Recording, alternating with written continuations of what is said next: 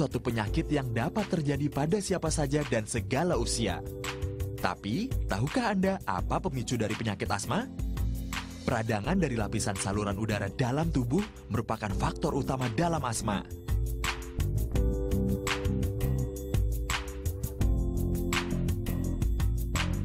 Tanda-tanda yang dapat diperhatikan: pernafasan yang berbunyi seperti orang bersiul dan merasakan sesak saat bernafas.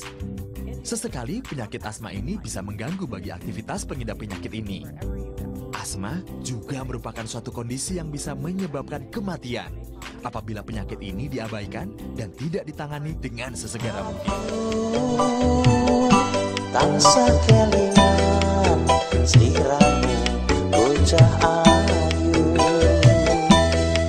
ning alun-alun Jepara iki kowe tak ngene nganti wengi apa kowe lali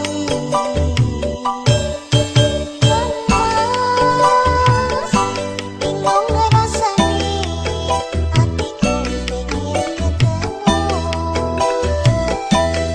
nganti saling kontak-kontakan aku ora bakal lali nang awakmu nganggo blangkon kaine troso aku alon-alon sing penting teko cari duit mas tuku ning Jepara aja balik aku mesti teko piye to Dik jarine janji ning alun-alun Jepara nganti wengi kok ora teko-teko to Dik